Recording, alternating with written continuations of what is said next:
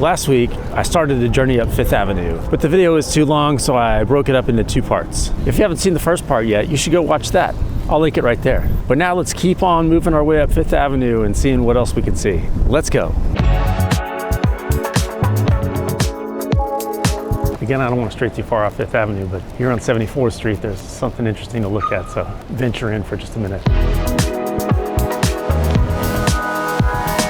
This is the Francis Stetson house. It was completed in 1899. Francis Stetson lived here with his wife. She died in 1917. And then Stetson adopted a 22-year-old girl as his daughter, which people thought was odd. He didn't have any children, so he said that was to have an heir to leave his fortune to. He then died in 1920. The adopted daughter didn't get everything, but she did walk away with about $3 million. The house went to Williams College and a year later was sold to Edward Ballard. He gave the home to his daughter when she got married, and the daughter then sold the house in 1940.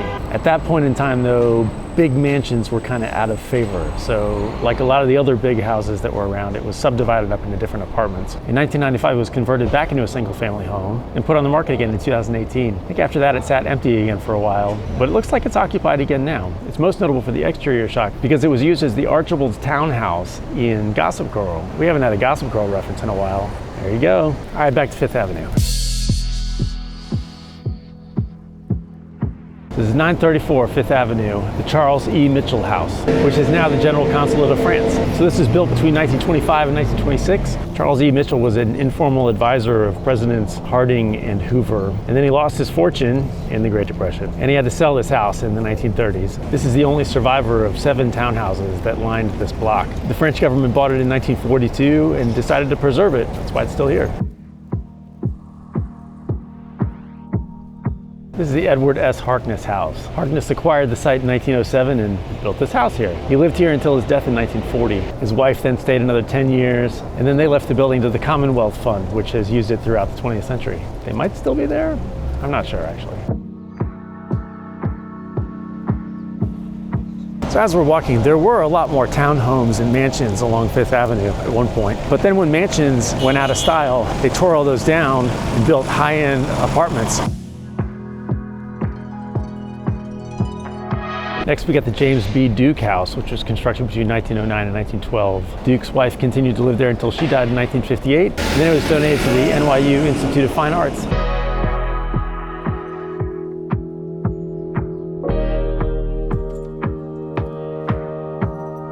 Pretty much right next to the Duke House, we've got the Payne Whitney House. The Payne Whitney House was designed by Stanford White of McKim, Mead & White. It was completed in 1909 and later sold to the French government in 1952, and now it's the French Embassy in the United States.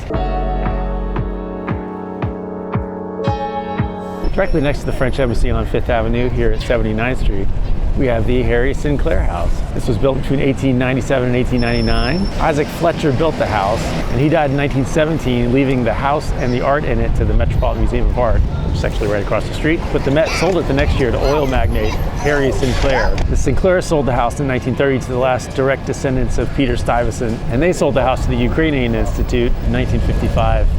That's what it still is today, the Ukrainian Institute. If you turn further down, though, this is still 79th Street. Still rows of beautiful old mansions. The little mansion sandwiched right in there is the American Irish Historical Society. It was completed in 1901. The widow Mary King died in 1905, and it went through a few different people, and then the American Irish Historical Society purchased it in 1939, and they're still there. So now we're over here in front of the Metropolitan Museum of Art, so it's a little more crowded again. This is the Metropolitan Museum of Art, or the Met. This dates back to 1871 when the land was first granted to the city for use as a museum. The original Met Museum is actually in the middle of this building. They left it there, they didn't tear it down, they just expanded all around it with all these different wings. This addition in the center and the front, though, is important because this is the only piece of architecture left from William Morris Hunt in New York. That's it. It's nice. And then the wings on the sides, on either sides, were done by McKim, Mead & White. There are more than 2 million square feet of museum space inside there. It's large. Another interesting aspect is if you look at the top of these columns, it was never finished. There are these blocks of stone up there that were never carved into whatever they were supposed to be carved into. So that's interesting. Let's get the Met here, and right across the street, another building I was going to show is covered by scaffolding over there. That's the Benjamin Duke House. It was built by speculators along with 3 other mansions right along here and acquired by Benjamin Duke in 1901. It was owned by Duke's family and their descendants until 2010. I'm not sure what happened to it after that, but there it is. I think it's beautiful under there, but it's hard to say. The next of the mansions here, this is Marymount School. It's actually 3 houses that were put together. They were all built in 1901, and now the Marymount School occupies all 3 of them. So this one's actually an apartment building. It's 1040 Fifth Avenue. Notable because it's the tallest of the limestone apartment buildings built on Fifth Avenue. Also notable because this is where Jackie Onassis Kennedy lived from 1964 until her death in 1994. I think she had one of the penthouses up there. In fact, I think one of those top terraces was actually hers. Right next to Jackie's building, this building right here is where Paul McCartney lived. I think he just sold it a couple of years ago.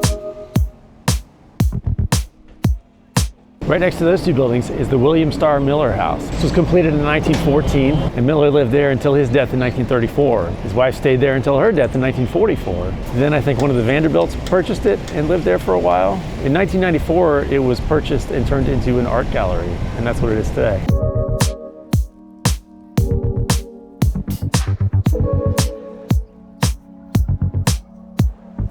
And then over here we got the Guggenheim Museum, famously designed by Frank Lloyd Wright and completed in 1959. So Andrew Carnegie's mansion's right over there, and we'll get there in a minute, but it's important to know that he's there along with this. This is the Church of Heavenly Rest. The land was sold to this church by Carnegie's widow in 1926, and the restrictions were the land could only be used for a Christian church with a height restriction of 75 feet, excluding the steeple. It opened Easter in 1929, and here it is. Interestingly, there are lots of sculptures on the front of this building that were never completed because right after it opened, the stock market crashed. This next one's a pretty big deal because this is Andrew Carnegie's mansion.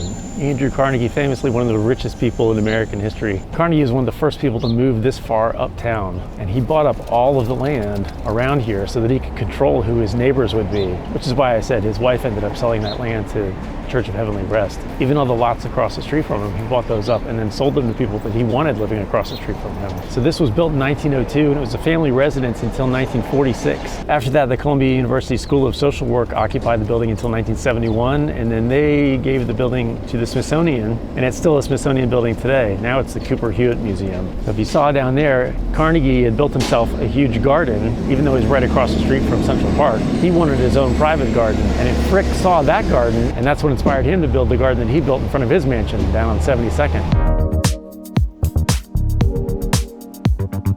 There you go. Now you can see the gardens behind his estate. You can actually go in the garden.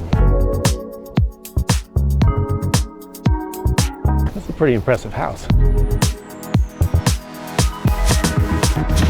All right, back out. Let's walk around the front. This is some interesting art installation they've had up here for a while now. But there's the mansion. It's big. It's really big. Across the street from the Carnegie mansion is the Otto Kahn mansion. That's one of the guys that Carnegie was willing to sell to. Otto Kahn was a famous banker, and he bought this land from Carnegie and completed this house in about 1918. It's hard to see at this point because it's all covered with scaffolding.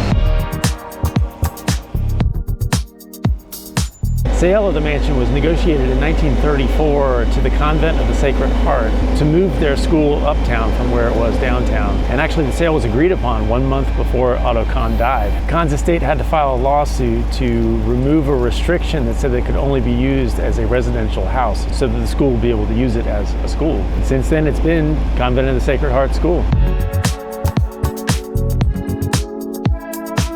One block down, also covered by scaffolding, is the Felix and Warburg house. It was built between 1907 and 1908. After his death in 1937, the widow sold to a developer who had plans of tearing it down and building apartments. Fortunately, that deal fell through, and in 1944, it was donated to the Jewish Theological Seminary of America, and it's now the Jewish Museum. Again, someday all these scaffoldings will be down, and it'll be pretty cool. But right now, you just have to use your imagination.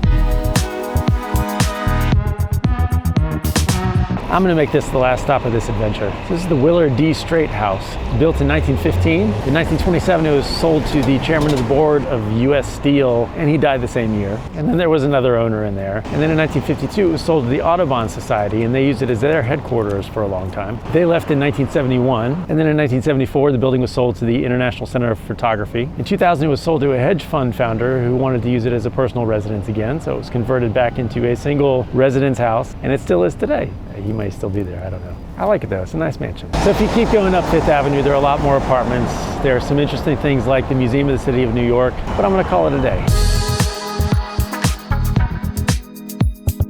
Lots of nice houses here too.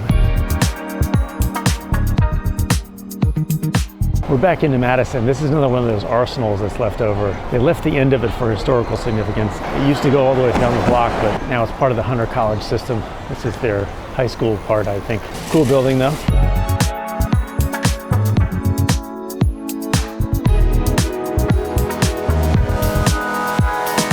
Well, I'm back up to the east side. Fun little tour of Fifth Avenue and all the Gilded Age mansions and other interesting things along it. If you're just finding this, be sure to check out all the rest of the episodes already on the channel, up to the east side on YouTube. Like and subscribe, tell all your friends, you know the drill. Come with me as I continue to explore all the corners of New York City. I'll see you next time.